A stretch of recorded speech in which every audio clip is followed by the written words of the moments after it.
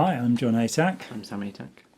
and our good friend Rex Bastfield has provided a second set of questions to me about Scientology. And I'd just like to say that Chuck Beattie has also put some questions in, which I will get to, Chuck. And thank you for your continuing support and your kind words for the last, 7 years, Chuck?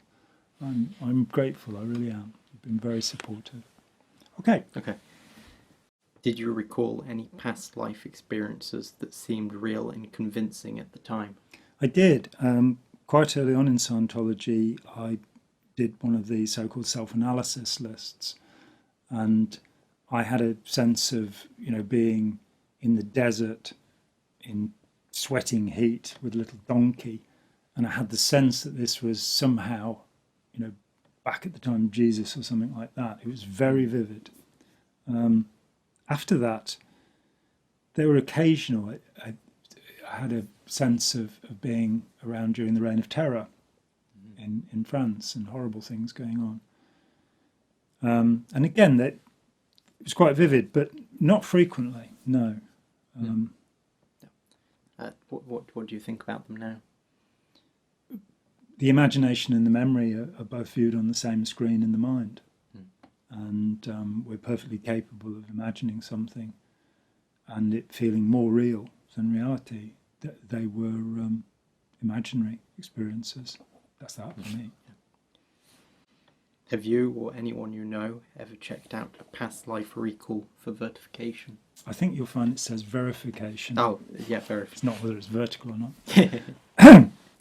Well, this is Rex's own question, really, because no, I didn't, but Rex did. Rex was involved with Scientology. We met in 1975, and he was involved, I think, for 11 months. And then he went off and sort of carried on thinking in that way, but didn't want to be involved with the organisation. He was a bit more sensible than I was in that way. I lasted for 9 years. And he, over time, built the idea that of this particular place where he'd had a previous life. And he was quite convinced about it, and he talked with his first wife about it and gave her details. And the place was Letchworth.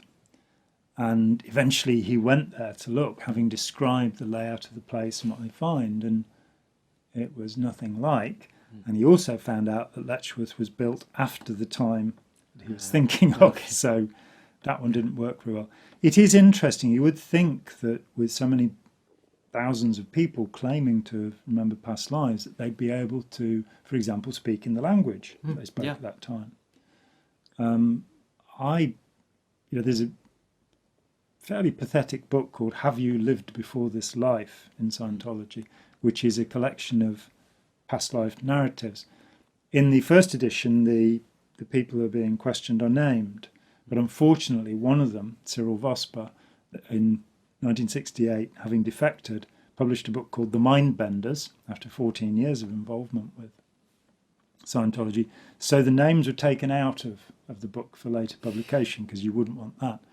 Curiously, Cyril, when he was interviewed many years later, and Cyril was a good friend of mine, I really liked Cyril, very amusing, witty, sharp human being. And he was, at my suggestion, he was interviewed in a Reputations documentary called The Secret Life of L. Ron Hubbard, which there are two documentaries that I recommend above all others about Scientology. The other one is The Shrinking World of L. Ron Hubbard. And I think they really get to the heart of the matter about who Ron Hubbard was and what he was up to. And in the footage that wasn't actually used in the documentary, but is, I think, on Tony Ortega's Underground Bunker, well, it should be, because I gave it to him to put that, there's a longer interview with Cyril Vosper, where he still apparently believes, all these many years later, this was in 1996, so nearly 30 years after leaving, he still believes in past life experiences. I read various things about it. There was a book by a doctor who'd gone to India and felt, that he'd seen convincing cases, like a young boy who seemed to know the name of a family 900 miles away and said he'd been there, and when they were reintroduced, he knew everybody and all of that. The problem is this is second-hand. Yeah. And without being able to test it for myself, it's not believable.